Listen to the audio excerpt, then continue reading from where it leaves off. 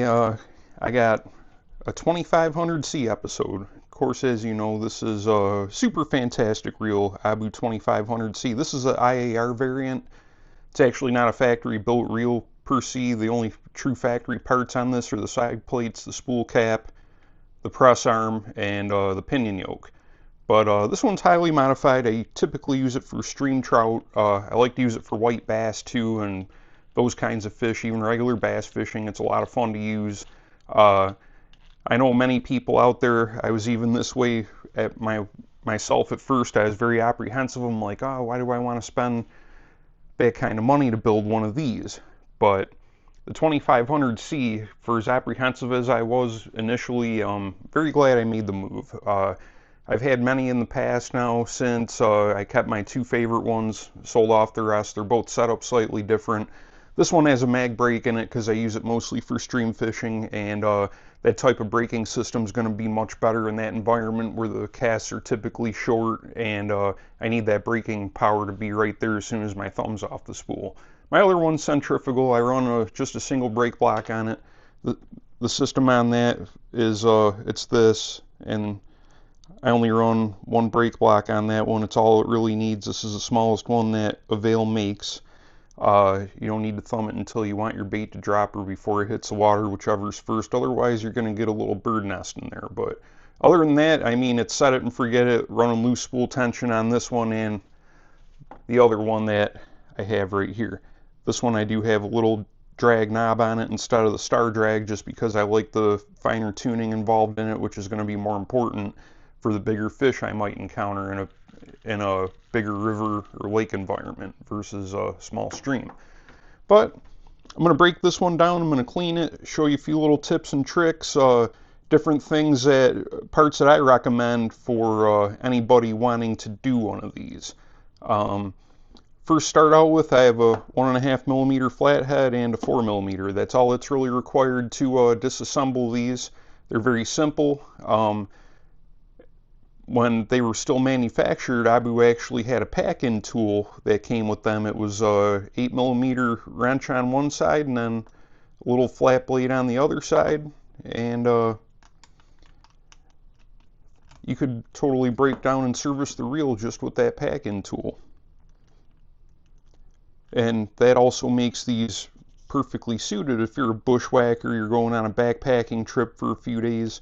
Something like this is what you're going to want to bring with you, because if you get any fits, you get back to camp, you can break it down with a minimum of tools and get it back in service, and you'll be back fishing the next day. This one I do have a 60mm Haneda craft. With these I tend toward shorter handles just because a lot of them come factory with either 4.7 or 5.3 gears, which they only bring in 16 to 18 inches per turn.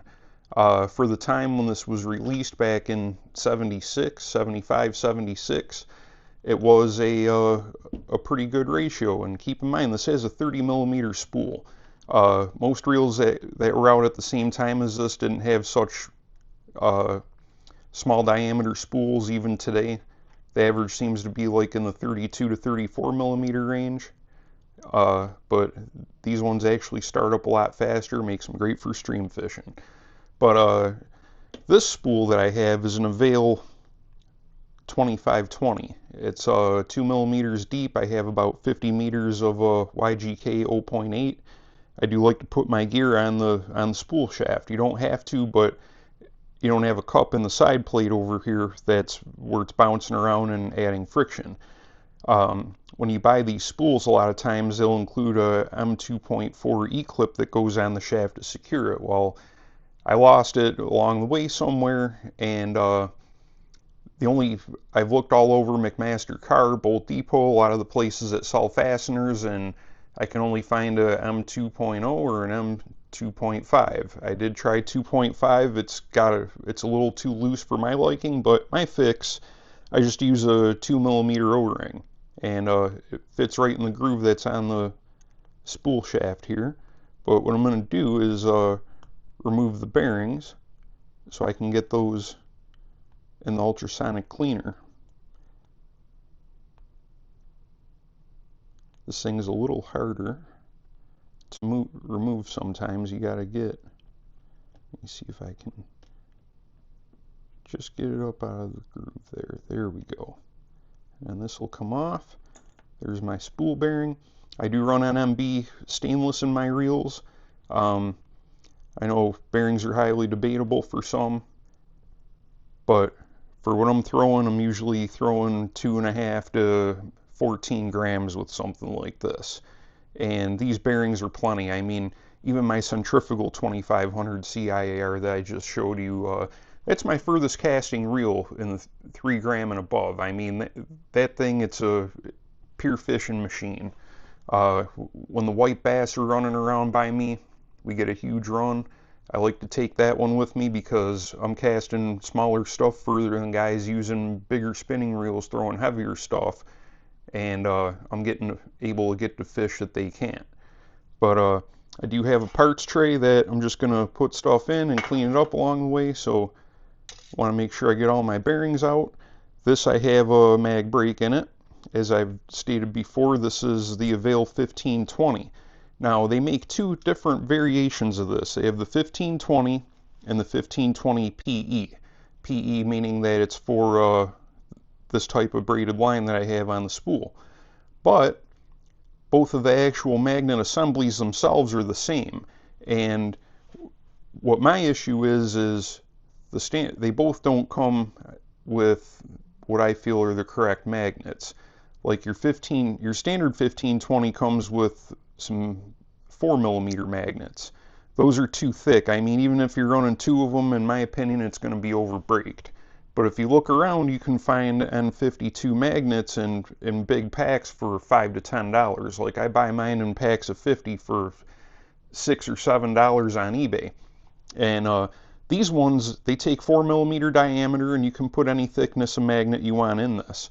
So what I did is, I have a pair of 4x3mm and a single 4x2.5mm, and this gives me some really, really good braking. Like, I can swing for the fences, and the only time I'm really going to get any fluff is like right on the startup, but it's not enough to actually knot it up, and it works itself out by the middle of the cast. And I've had guys I've been fishing with, and they're commenting and they're saying, man, that thing's throwing pretty far. And I just tell them, like, you know, you have to pick and choose what magnets you want, and they have to suit your casting style. If you're somebody that likes to put a lot of oomph behind your cast, you're probably going to want to go a little thicker on the magnets, because doing something like that with too thin of magnets, then you're going to be compensating with spool tension or using more thumb or even both. But I'm going to continue to take this apart. What I'm going to do here is show you the simplicity of this, but first I need to remove this spool bearing. And what I love about these is that they're so simplistic. There's a minimum of everything in there. This is as bare bones as it gets, but it's also one of the better performing ones you're going to be able to find at the same time. And got that bearing that's sometimes are a little pain in the butt to get out, but I did make a bearing puller tool. It's just a pair of tweezers, and I bent the tips out, and I can pull it in there, and out comes a bearing. I'll go ahead and put that in my tray. Now I'm going to disassemble the brake plate. This one, there's just 2 screws. Pull them out. You want to be careful with these screws. Well, I should say the mount points for these screws, because I've had these come in for service before where those brake plate screws were in there way too tight, and the screws actually mount to the other side of these buttons right here. And if you can see, these are crimped to the frame. Well, what happens if those get over tightened, it can weaken that crimp that's on there, and if you're trying to back it out, it's going to cause the whole thing to spin, so you're going to have to find a way to clamp it down and still be able to access the screw. But continuing on, here we have the brake plate. This one does have an Avail brake plate in it. it sheds a good amount of weight off of the stock weight that's on there. Those the brake plate itself, there's actually a gotcha on there. I'm going to show you guys in a little bit as I'm disassembling this, but if you can see, this brake plate or the press arm has the number 1 on it. Well, not all of these press arms work correctly with the Avail plate. So I'm going to show you what to look for, but first off is the numbering on the arm. If you have one that has no number on it, or it has the number 4 on it, it's not going to work right. You want ones that are stamped with 1, 2, or 3, because a feature of these 2500C IARs, I'm just going to pull out this pinion gear. Actually, let me pull the drive gear first and the rest of the stuff, but I'm going to show you what I'm talking about, because these reels, the clutch is kind of a two-step on it, so to say. I just need to pull the rest of this off of here and I can show you. But when I say two-step, I'm just going to put the pinion because I don't want that to bounce out, but you're going to notice when this is pushed in, you can see how both claws are caught on the brake plate, which is what you want. Well, some of these press arms are designed a little bit differently, where you only get one that catches and it makes the clutch a feather. Well, that may sound like an ideal situation, but if you're taking a really hard cast, it can kick the reel over into gear. And I've seen people that have been running the Avail gears, which uses a super small pinion, and I've seen those pinion gears become deformed from that kind of thing. They take a really hard cast, the handle kind of flips a little bit, bam, it's in gear, as the spool spinning, and there goes the crown of the pinion gear. But what these ones do, it's a two-step. So when you're turning it, you got one bump, 2 bumps. And that's how it is. It's like a mechanism to stop it from engaging too quick. 1, 2. So you're looking for the ones that have number 1, 2, or 3 on them. And if you look around at some of the parts houses, you might have to. I bought some from a place down in Florida a few months back, and I actually bought them out, because sometimes you get the right ones and sometimes you don't. And out of 5 of them that I received, 4 of them were the kind that work good with the Avail brake plate. But I'm just going to finish tearing this thing down, and I'll go ahead and clean it all up. I do like to clean my stuff with mineral spirits. It gets rid of everything and it dries quickly, which I know some do use Simple Green, which I have before as well, but that stuff just leaves too much residue for me. You really got to rinse it good, or else it's going to leave some tacky stuff behind on it. Not like glue or anything, but it'll be sticky. So now the whole brake plate's apart, but as you can see how simple this is, that's a minimum of parts that were in there. I just need to finish pulling the drag stack apart. There's the click wheel, so your clicker's going, and it's hitting every one of those holes in there on the way around. I can go ahead and remove this carbon fiber washer that I have in here.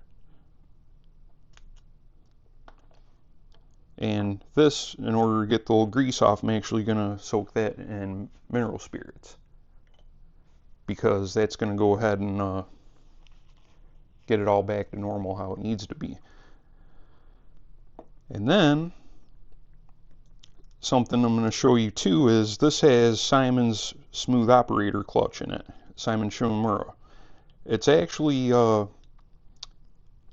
in Japanese they call it the Gokigen clutch, and I usually refer to it as that because it's got a better name to it. Why not? But I got the retainer clip, and then I'm just going to go ahead and turn that upside down. What I'm going to do is I'm going to show you side by side why this clutch is better than the Avail clutch. So what happens with the Avail clutch is they kind of stick on each. The shape of it is more like OEM, so it can accommodate the ball bearing that's in there. But the bearing isn't really necessary. I mean, yeah, it does crank a little tiny bit smoother, but what you're looking for is how the clutch engages. You want the clutch with the OEM pinion bushing and the Avail unit. Sometimes the clutch hangs on you and it'll get stuck in the middle, but if you take a look at Simon's and the Avail, you can see how Simon's has like that UFO shape. And what that does is that it can put this bushing at any angle in there and it's going to re-engage every time. With this one, it's thicker and it'll stick inside of the pinion bushing housing that's on the side plate.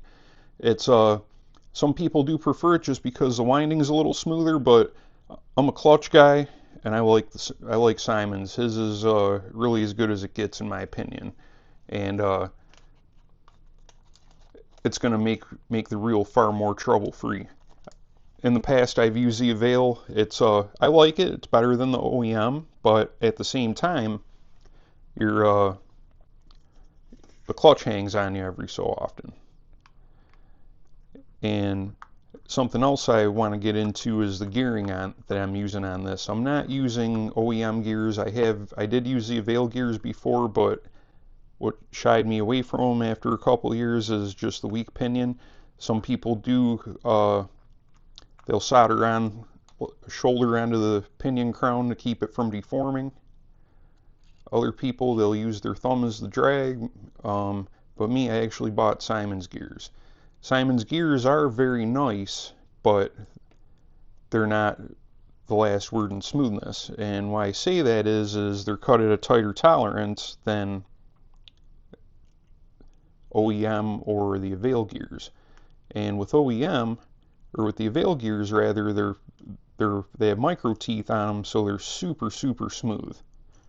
I mean, they don't really do anything that they feel really good. If they could get that feel more consistent, but in a stronger gear of the same ratio and speed, I'd be a buyer again. But back to Simon's gear, it's a 6.3 to 1, brings in about 22, 23 inches per turn, but his gears use bigger teeth and they're capable of higher drag numbers. Like even the OEM gears are good to about 6 pounds.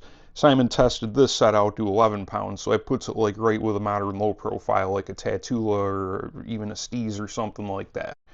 It really, really brought the reel into the 21st century instead of being a mid-century classic like it is right now. I'm just going ahead and pulling the bearings from the cog wheel. Sometimes they fit snug in there, but there we go. There's one. After you get the first one, the second one's a snap. Alright. I just got to go ahead and remove these. And next I got to do the level wind. This has an Avail level wind in it. I should say too that I forgot to mention, as far as OEM parts, I just used the factory Paul in there. I'm not looking to do super, super light stuff. I know some people out there like to cast trout magnets or any of that, but that's nothing that I personally use.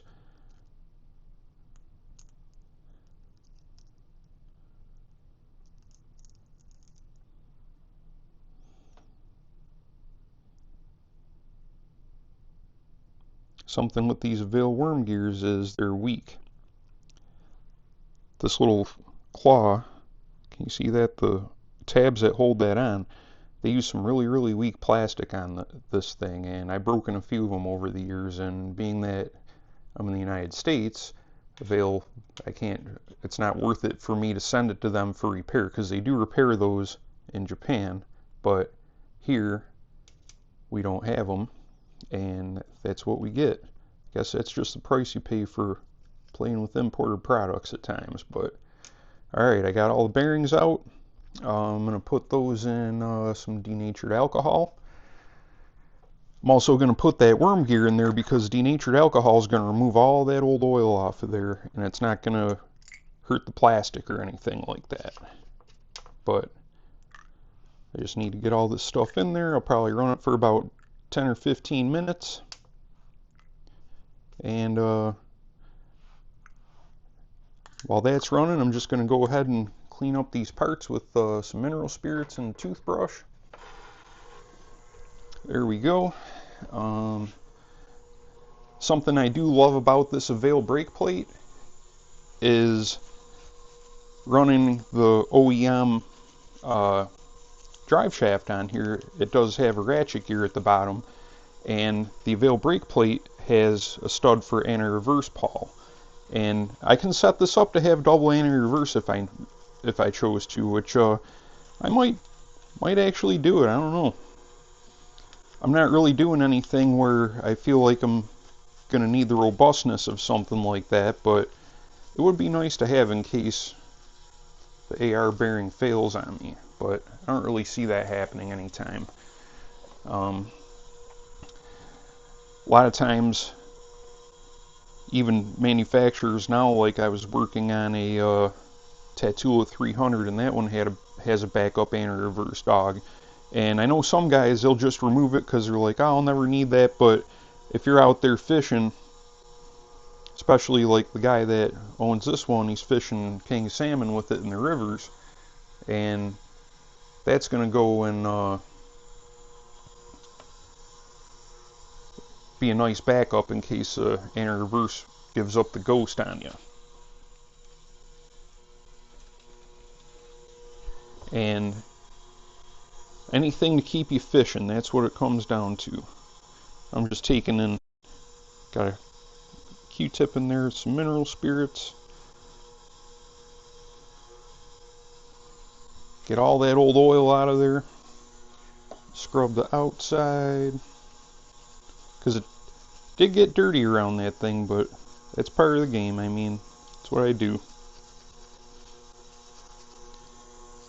Cool thing about these Ambassadors in general is being that they're so simple, there's so much you can do to them, and it makes it readily apparent when you do something like add a bearing somewhere or upgrade a certain part. It's because it all just translates right over to the feel that you're getting from it. But go ahead and continue cleaning this thing out. I'm using a foam swab to clean out the housing for the pinion bushing, just because I don't want to take the chance of getting some fuzz in there or something like that. Or I do have a dog that sheds profusely, and I'd rather not chance getting dog hair in it or something. But also too, cotton swab, if I was using a Q-tip to do it, I could very well leave a fiber in there, and I don't think it would actually bind it up, but I'd rather not take that chance.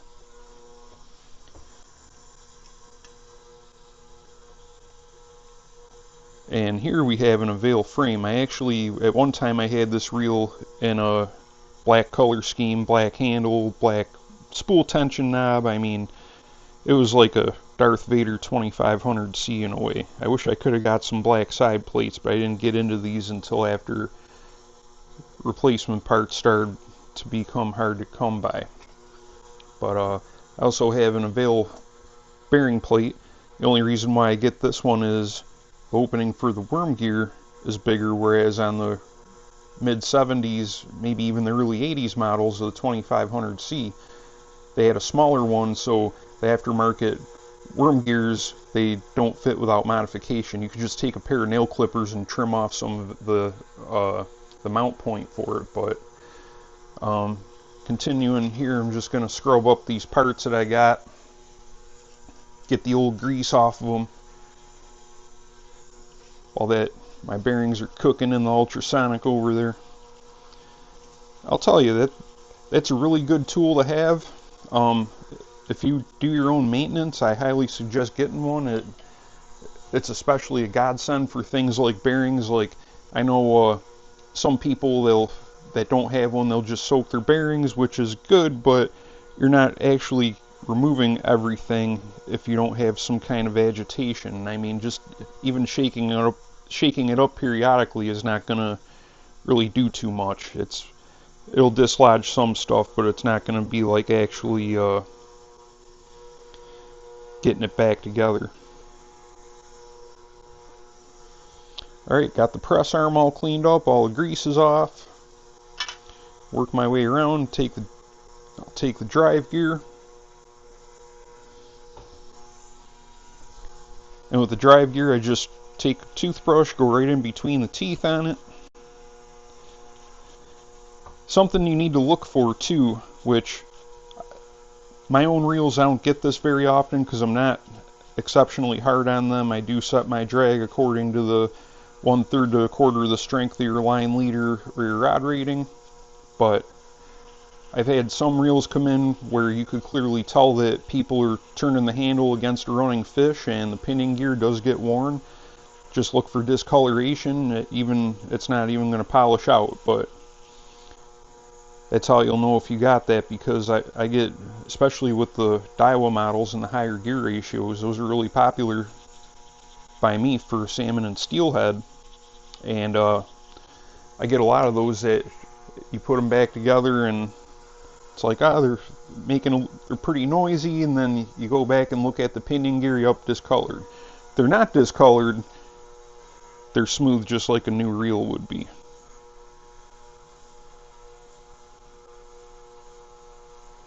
Alright, we got the drive gear cleaned up. Pinion gear's next. If you look at the pinion crown on this one, if I can get it to focus, the pinion crown on Simon's gear is it's pretty beefy. That's why it's rated to such a high drag number on there.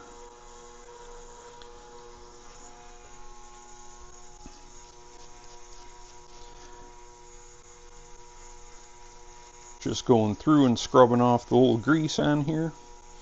Something I am going to do, I know I preached this in some past videos, is NLGI1 grease, but I'm actually going to change it up with this gear set and go to NLGI2, because this thing has some thick teeth on it. I mean, the teeth on this thing, they mean business. It's not, if I were running the Avail gears, I would step it down to an NLGI1 just because those are micro gears and they'll perform much better with that thinner grease. But these teeth are big, so I'm just going ahead and keeping them the way I got them. Going to use that NLGI2 a little bit thicker.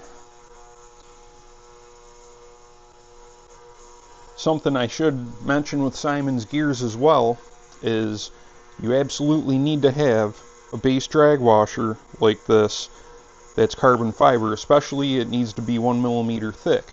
When I first built this reel with Simon's gears, I was using the OEM leather washer. Now this is an OEM Abu 3902 carbon washer, but I was using an OEM leather 3902 initially, and that one measures 0.7 millimeters thick, and just that tiny difference in thickness is the difference between Simon's gears feeling grindy and the clutch being a little rough to operating smooth as butter.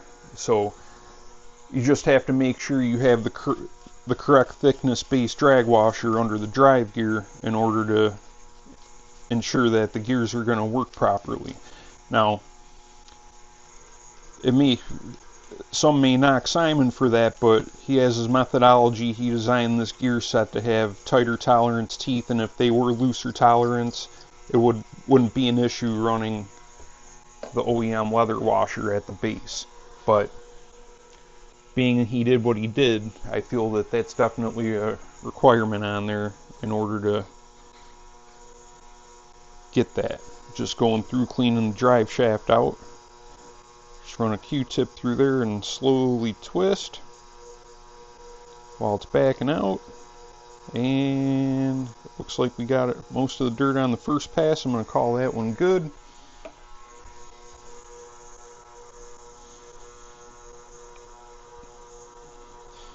But again, has a ratchet gear on the bottom. It actually doesn't serve a purpose in this reel, but if I can put a backup AR pawl in there, which I actually could do that. I got a spare one just sitting right there. Maybe I'll do that.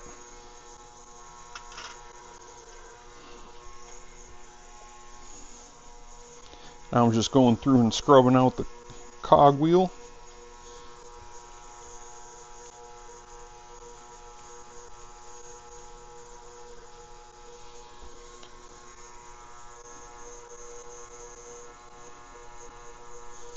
Something that's nice about the Avail cogwheels is that they're made from PET plastic, so they're not going to wear down like the OEM nylon. They're going to stay good for a long time. That's something that I consider an essential upgrade to somebody wanting to BFS tune a 2500C. With not only the cog, you should also get the double bearing level wind and the along with the spool.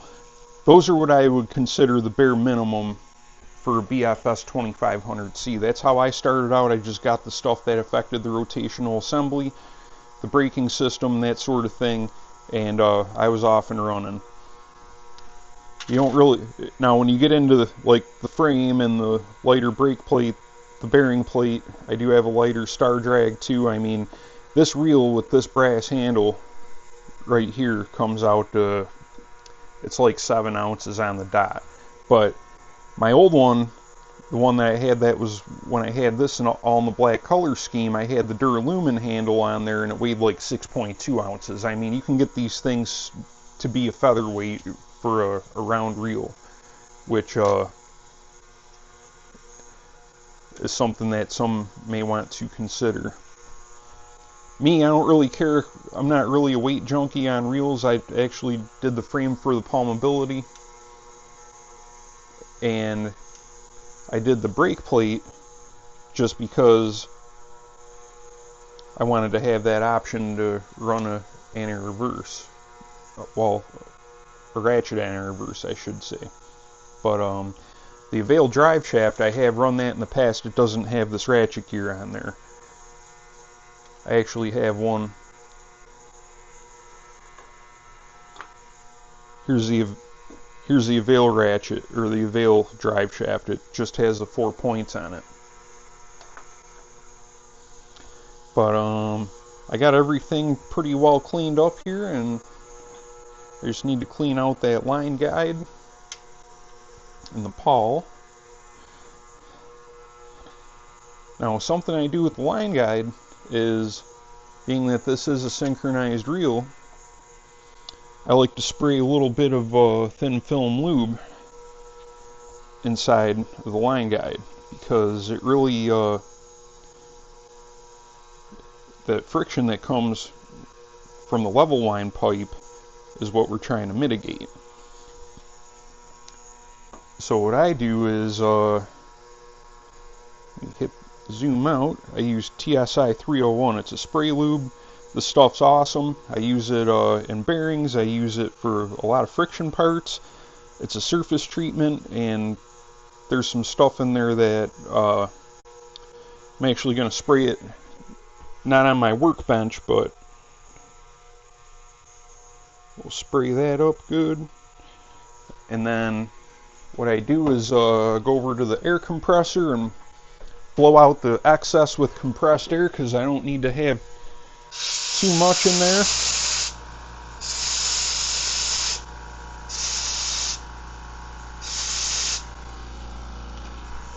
Air compressor is a very valuable tool.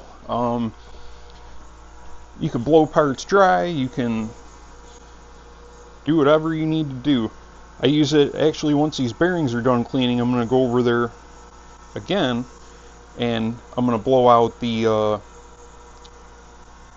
bearings, whatever's left in them. I mean, that denatured alcohol evaporates quick, doesn't leave any residue, but in order for me to get them lubricated and reinstalled,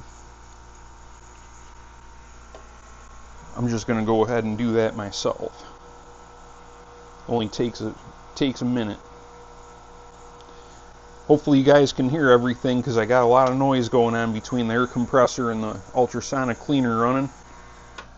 Oh, how about that? The cleaner's all done.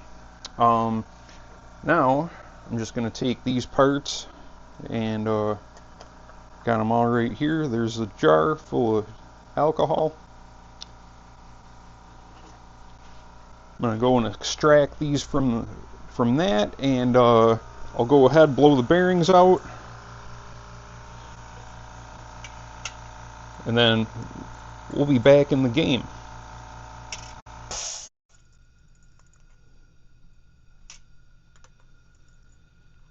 Now something with these is the level line bearing and the cogwheel bearing they're the same make and model. So if you get them mixed up, it's not going to have any negative effect on how your reel performs. That's just the way they are. Avail uses NMB bearings, as far as I could tell, with their products that they sell, and I use them here too. Go ahead and blow these bearings out.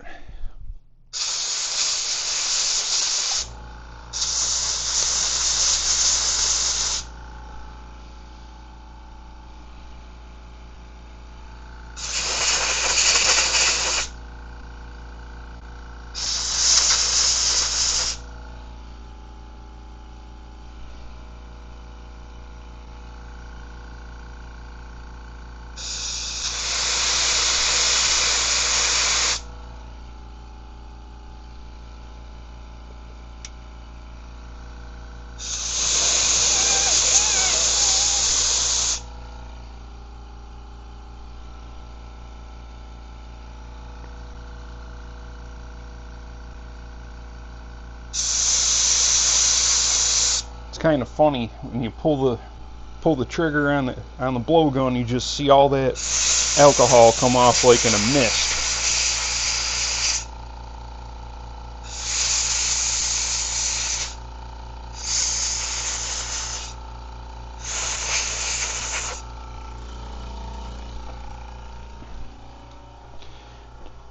Now normally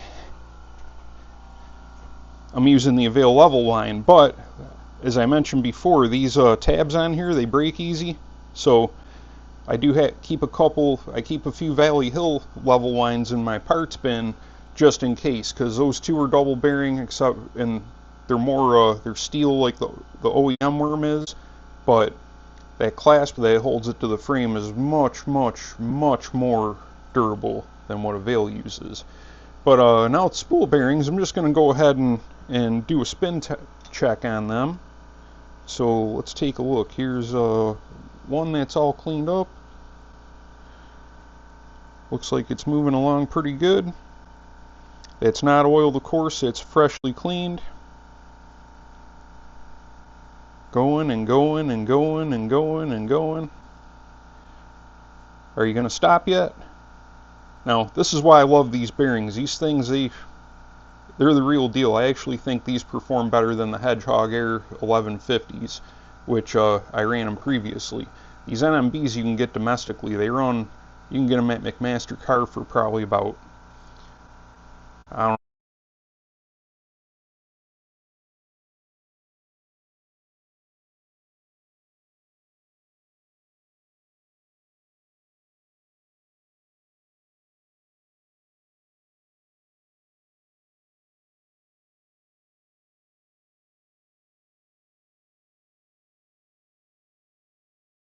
I'm actually going to give both of these a shot of TSI 301.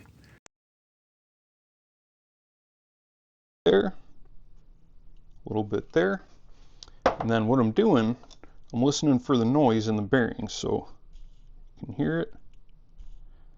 Got to distribute that around. Okay, I feel no noise or hear no noise or feel no vibration. That one's ready. This one.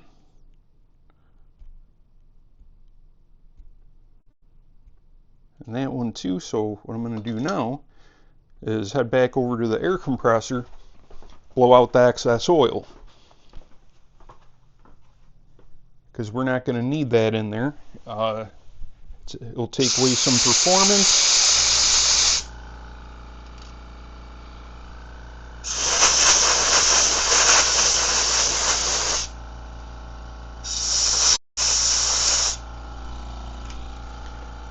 Now, TSI, as I've said, it's a thin film lubricant, so you don't apply it like you would oil in the traditional sense.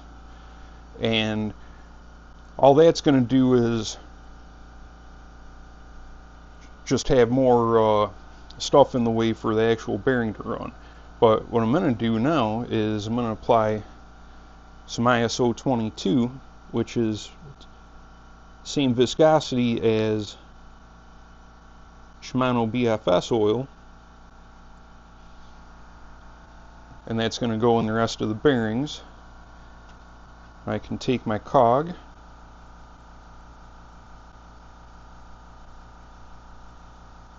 get one in there, and another one, and this guy I can go ahead and reinstall.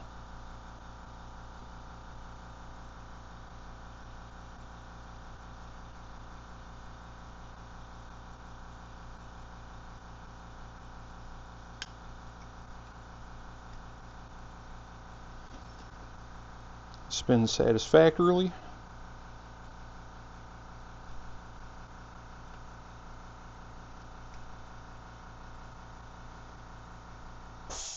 Now, I'm not one of them people that where I'm like, hey, let's go and free spool the crap out of this thing. I have that stuff's cool. I mean, it's fun to watch, but I'm more after how it's going to work on the water. That's my thing. And just remember, for as free as something might spin, you're also going to have to compensate in other places. So that's why it's important to be mindful of what you're applying and how you're doing it. Now, something else I'm going to do is I'm going to take some TSI 321. I'm just going to go and put some around here, and then a little bit in here where the gear spins.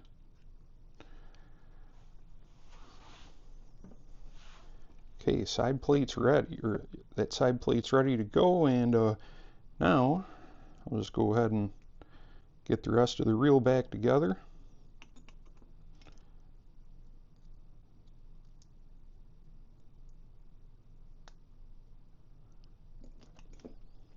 Make sure this bearing clip's fully seated in there. There we go. And now I'm just going to start putting everything else back together. I'm going to use a NLGI1 on the actual brake plate components.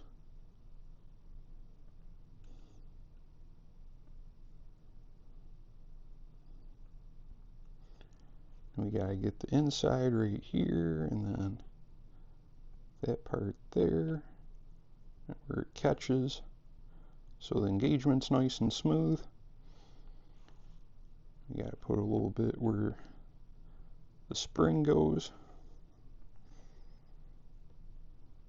And now I can take the spring, seat it in there,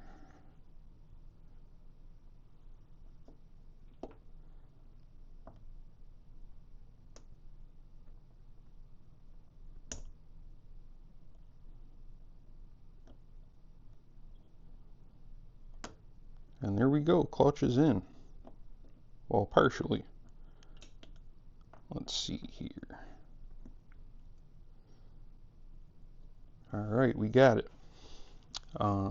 Next, I'm going to take in grease right here a little bit, because I'm going to put that shim back on.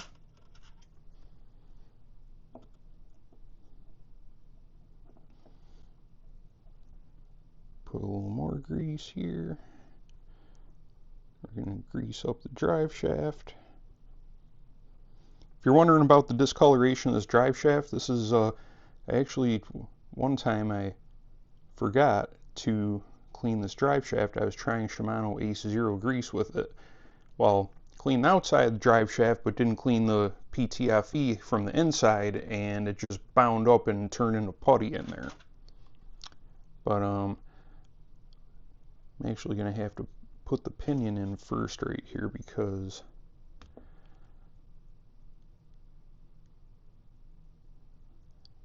you can't get that drive gear on there without getting to the pinion, or without installing the pinion first, because it's a pretty good diameter. Put a little grease there.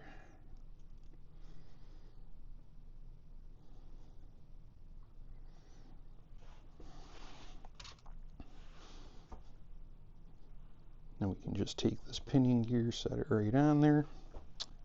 And now we're going to work on the base. So what I'm going to do here, put some NLGI1.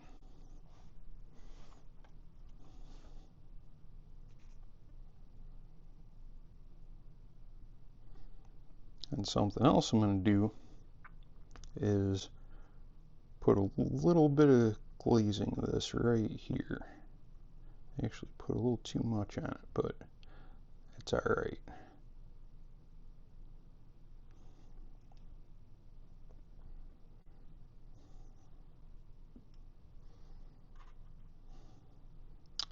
Now, I'm going to go ahead and get this grease out here.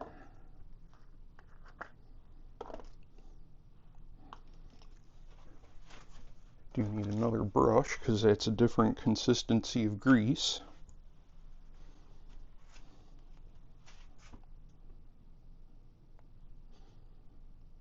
Alright, this is the thicker stuff. Because I'm just kind of going to use it to quiet this thing down a little bit.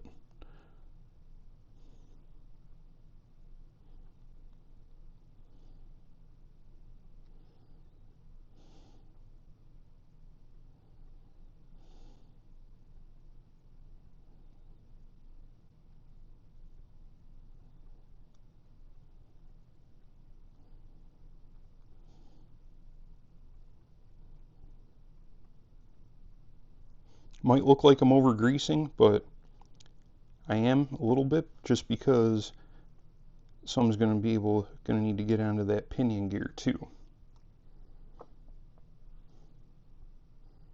I can take this and set it down there.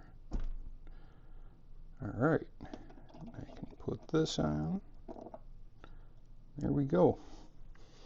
Now, I need to fish that drag washer out of the mineral spirits over here. Almost forgot about that. Go ahead and dry it off. This is a carbon one that I actually made this some years back. What I like to do is use a couple of sheets of 5mm and bind them together with a strong epoxy. And these things are super rigid. They're not going anywhere. I mean, they're not flimsy or nothing like that, and the drag performance is just awesome. What I'm going to do with this one, I'm actually going to, I know I've said this before because I'm a NLGI1 kind of guy, but I'm going to put some zero on here just to experiment. Now this stuff right here is like gel, and I'm not going to use much. I'm just going to work it in there, and we'll see how smooth of a drag I can get with this kind of grease.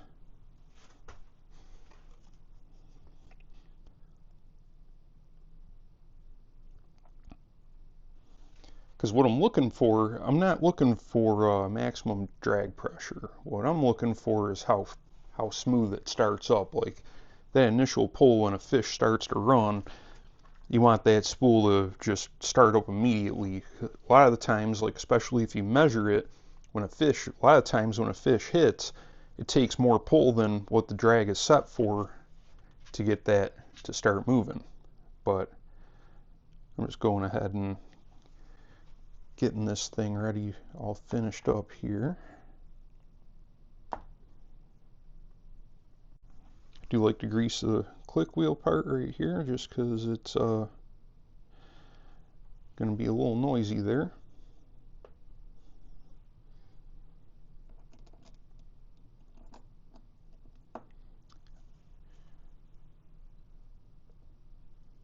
we got to put a little bit of grease here, here, here,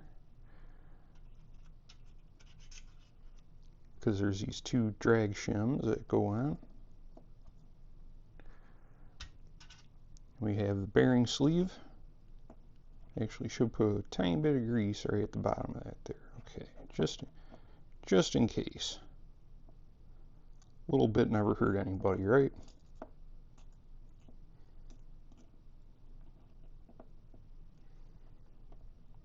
All right, now got the brake plate back together. See how easy that was? Now I'm just going to go ahead and put the side plate back on. Got everything in here. That moves good.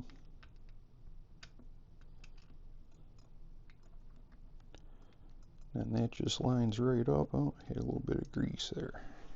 Let's wipe that off. We have our side plate screws. Just drop them in there and tighten them down.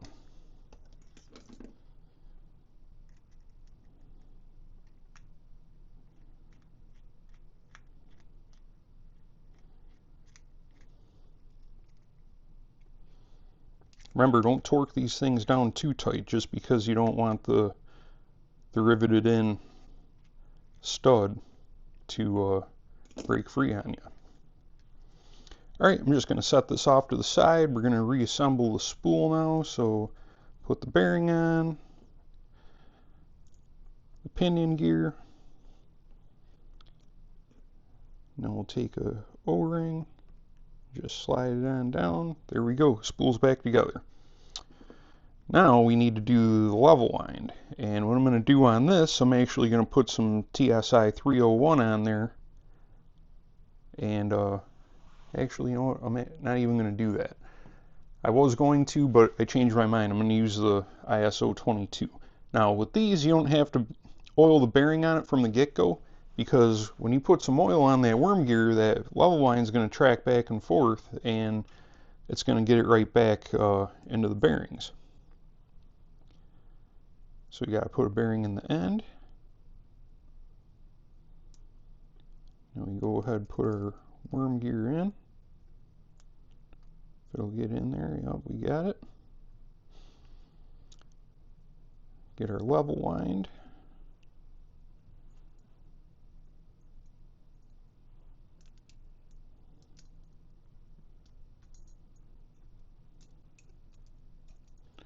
So this is the make or break moment. If these avail clips are going to break, they're going to do it when you're putting it in or taking it out. Maybe if you look at it funny, it'll do the same thing. Oh, that's why I got a root. You fell out. Okay. There we go. Now we just got to get it all back together. Let me clean off these tweezers real quick before I grab that pawl, because there's a little bit of solvent on there.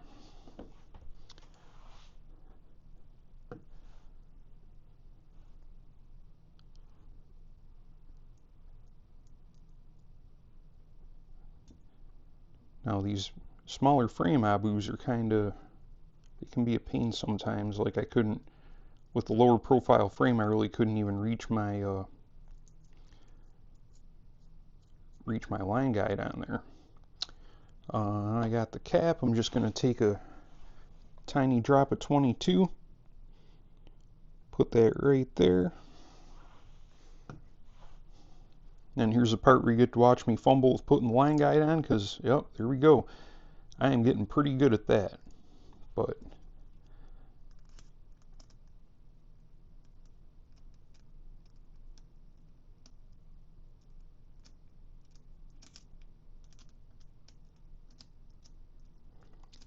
this is something too you don't really need to over tighten or anything.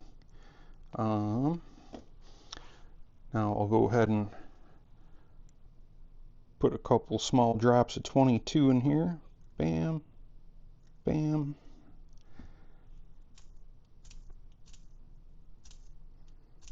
Moves pretty good. That's what we want. Alright, well, pretty much done. I just need to go ahead and put the bearing plate in and the spool, reattach the handle and the star wheel, and the Belleville washers, and we're ready to go.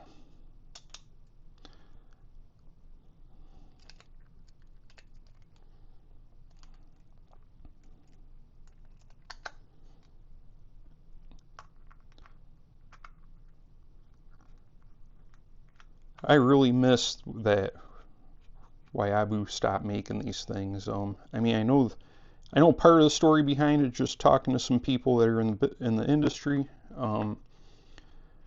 it's just a shame that now they're stopping Sweden production. I mean, in my opinion, they had the ball in their court. They just kind of rested their laurels on what made them famous, without, especially after they bought Olympic, which is now known as Pure Fishing Japan.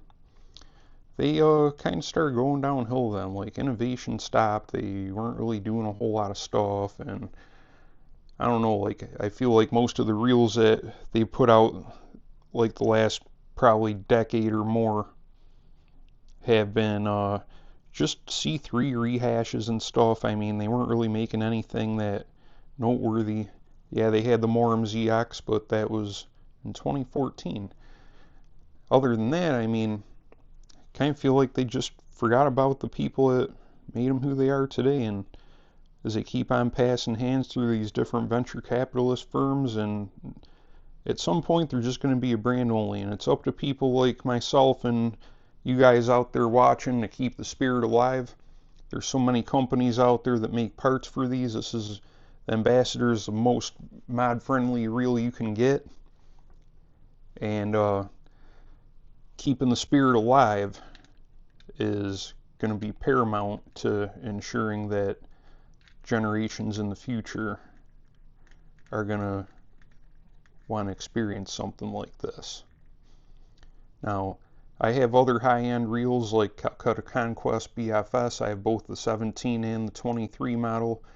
I got a Millionaire CTSV that I have some stuff to make it BFS friendly. But the 2500C is super special, and I mean, you really don't, I can talk about it all I want, but it's really hard to convey the experience of using one unless you've actually done it yourself. And the more these companies just keep on making things for them, I feel like they're going to have some longevity behind them. And that to me is very important. I've always been an Ambassador guy, probably always will be an Ambassador guy. And hopefully we can have our kids and grandkids just be part of something like this. Everybody now makes throwaway stuff. Yeah, I love my higher end Daiwas and Shimanos, but as far as I know, Abu, they were making parts for the Ambassadors going all the way back to the beginning, up until they got bought out by the latest company that acquired Pure Fishing. I'm not going to name names, but if you look around, you're probably going to stumble across something that I posted on a web forum or somebody else, but they got it's unfortunate because they're leaving a legacy behind that I don't feel like any company is really going to be able to step up and fulfill. But thankfully, they made such a fantastic product that there's still plenty of them out there. Parts are plentiful, that we can all enjoy them. Now we got it back together, so we're going to see how it does.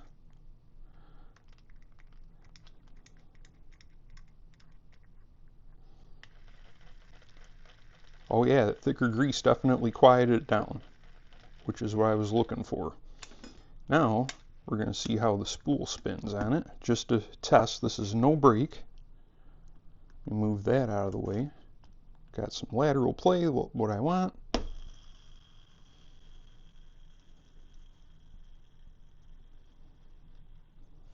That's what I was looking for.